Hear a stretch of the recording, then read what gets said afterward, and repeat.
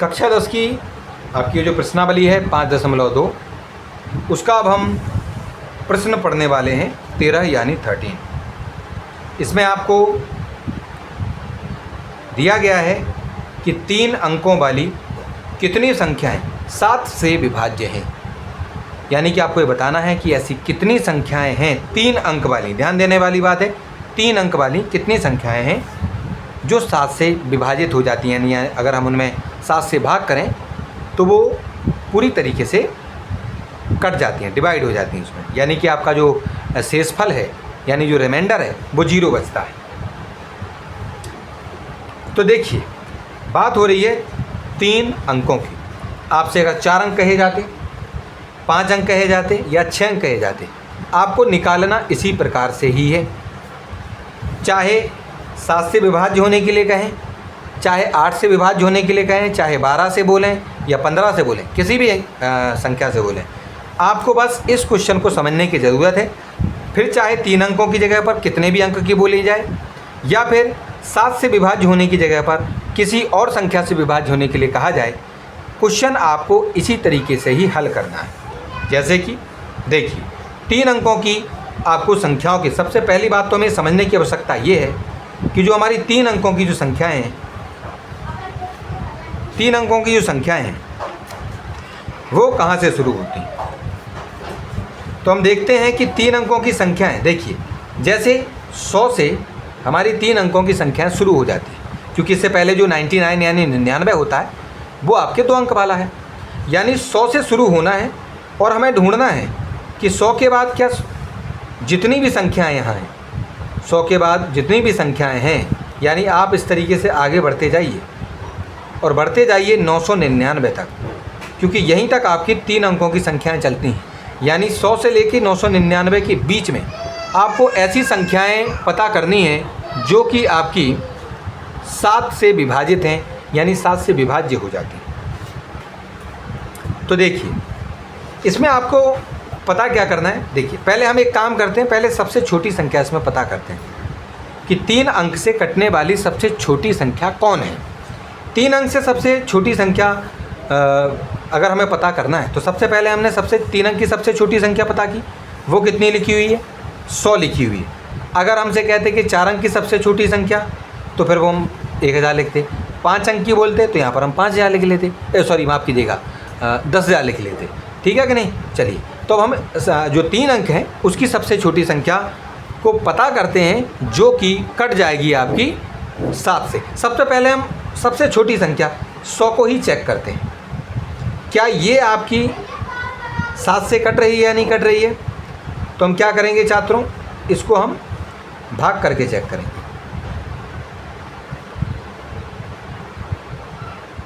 तो देखिए छात्रों कितना बचा रहेगा यहाँ पर, 2। इसका अर्थ है कि यहाँ पर हमारा 0 0 नहीं 2 बचा रह गया है। इसका मतलब है कि 7 से 100 नहीं कटता है,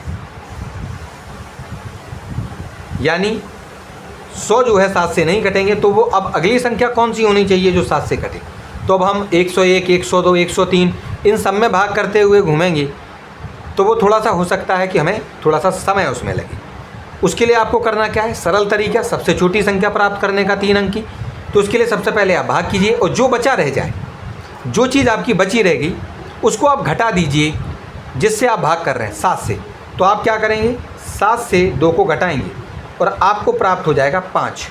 और ये जो 5 हैं उसको आपको सबसे छोटी संख्या जिसमें आप भाग कर रहे थे, चेक कर रहे थे, उसमें जोड़ दीजिए। यानी ये जो 100 है उसमें आपको 5 को जोड़ देना, जवाब होगा 105। यानी 3 अंक की जो सबसे छोटी संख्या है जो 7 से कट जाती है वो है 107। यानी ना तो 100 कटेगा, ना 101 कटेगा, ना 102 कटेगा, ना 103, ना 104, 105 आपका कट जाएगा। देख लीजिए मैं आपको यहाँ पर बता देता हूँ, 7 से आपको भाग करके दिखा देता हूँ।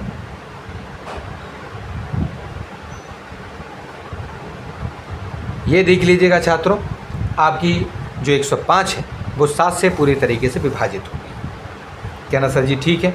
तो हमें ये पता लग गया कि 105 हमारी वो संख्या है जो आपकी सबसे छोटी है 3 अंक की और वो 7 से विभाजित है। उसके बाद हम देखेंगे कि सबसे बड़ी संख्या कौन सी होती है। 3 अंक की जो कट जाए आपके 7 से, यानी 7 से विभाजित हो जाए। तो हम फिर क्या करेंगे, हम आपके 7 से फिर से भाग करेंगे आपके सबसे बड़ी संख्या 3 अंक वाली 999 में। तो हमने क्या करना है, भाग करेंगे।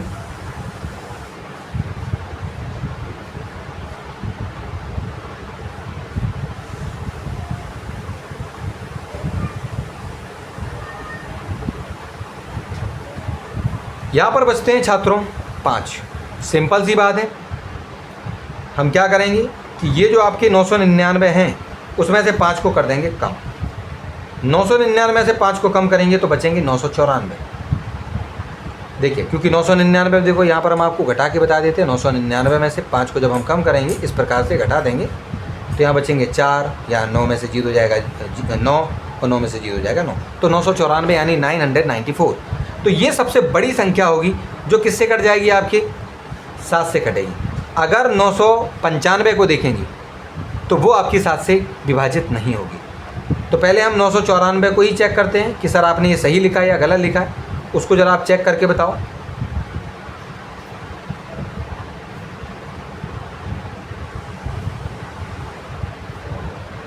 तो ये लीजिए छात्रों, हमने सबसे बड़ी संख्या भी प्राप्त कर ली।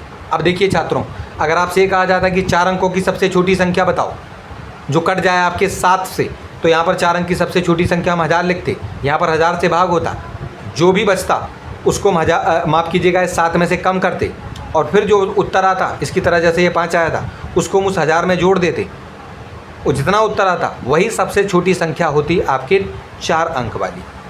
इसी तरीके से अगर 5 अंक के लिए कहते तो यहाँ पर 5 अंक की सबसे छोटी संख्या 10,000 लिखते, उसको इसी प्रकार से भाग करके फिर 7 में से जो भी बचता उसको घटाने के बाद जो आंसर आता उसको उसमें 10,000 में जोड़ देते, तो आपका जो भी उत्तर आता वो 5 अंक की सबसे छोटी संख्या हो जाती। और अगर आपको मान के चलिए वो कहें कि नहीं 7 से नहीं करना है आपने, अब आपको 8 से चेक करना है कि 8 अंक से सबसे छोटी संख्या कौन है जो 8 से विभाजित हो 3 अंक की सबसे छोटी संख्या, तो आपको यहाँ पर 8 से भाग करना है। 8 से आप भाग करते जाइए और उसके बाद जो भी बचता है 8 में से उस चीज़ को घटा देना, और फिर जो उत्तर आए उसको आपको क्या करना है, इस 100 के साथ जोड़ देना है, वही आपका जवाब होगा, यानी वही सबसे छोटी संख्या होगी 3 अंक वाली जो 8 से कट जाएगी। इसी तरीके से 9 के लिए भी आप कर सकते हैं, 10 के लिए भी कर सकते हैं, 11, 12, 13, 14 जितने भी संख्याएं उन सभी के लिए आप इसी प्रकार से आप जो है हल निकाल सकते हैं, क्योंकि क्वेश्चन वहाँ पर किसी भी प्रकार से आ सकता है। वहाँ पर सेम टू सेम यही क्वेश्चन भी आ सकता है, आपका बदल कर भी आ सकता है। तो आपको ये चीज़ें निकालना आनी चाहिए। चलिए ठीक है कि नहीं। तो अभी फ़िलहाल में आप लोगों को ये ध्यान में रखना है कि हमारा जो सबसे छोटी संख्या थी 3 अंक की वो हमने 105 प्राप्त की थी, और जो हमारी सबसे बड़ी संख्या थी आपके 3 अंक की जो 7 से कट रही थी वो आपकी 994 यानी कि 994 थी। ठीक है कि नहीं। चलो अब हम इसको आगे सॉल्व करते हैं।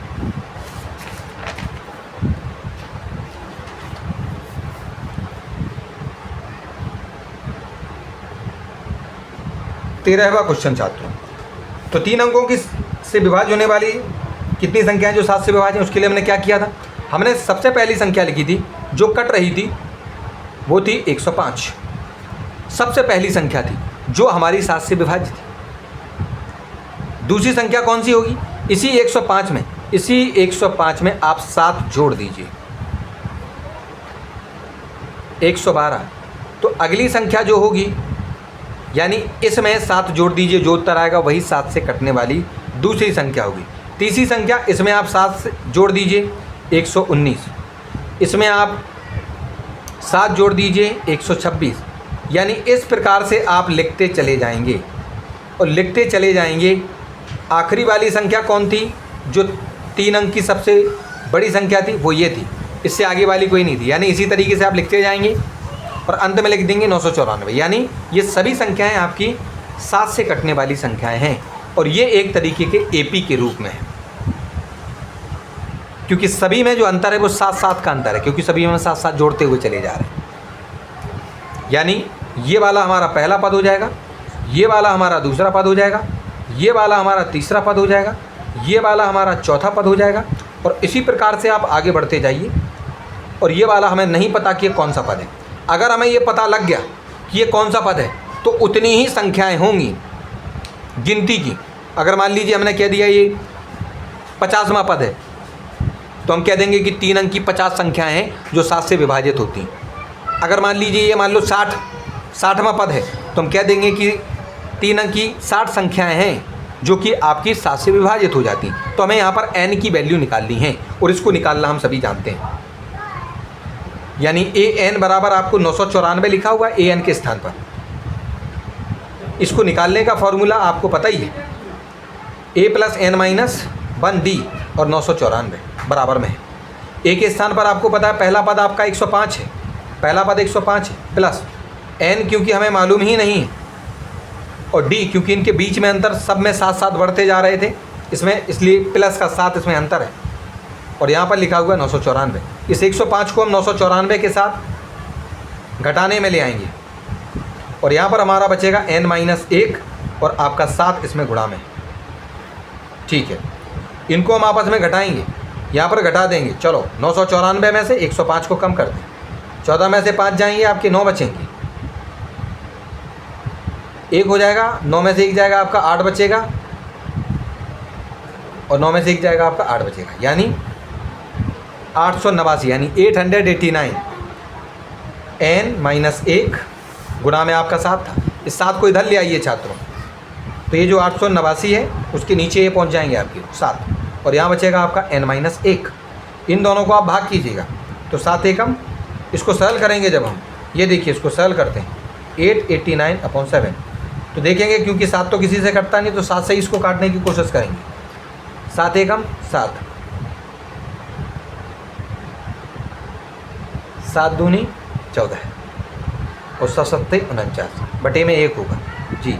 7 से इसको काटेंगे 127 आएगा छात्रों, काट के देख लीजिएगा, और 7 से 7 को काटेंगे 1, यानी 127 बटे 1 आया है इसको सरल करने पर।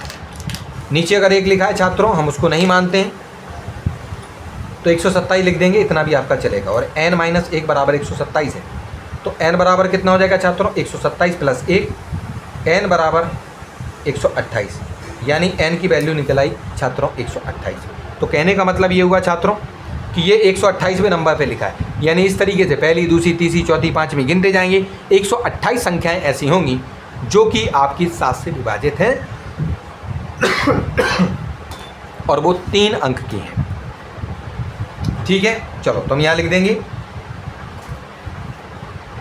3 अंक की 128 संख्याएं 7 से विभाज्य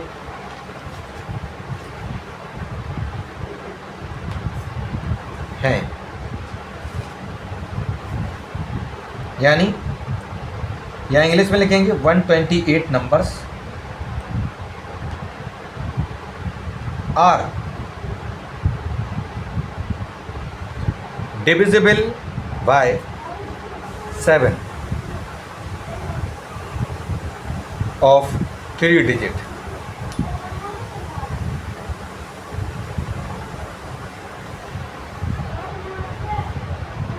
तो इस प्रकार से आपका ये जो 13वां क्वेश्चन है वो भी आपका इस तरीके से समाप्त हुआ।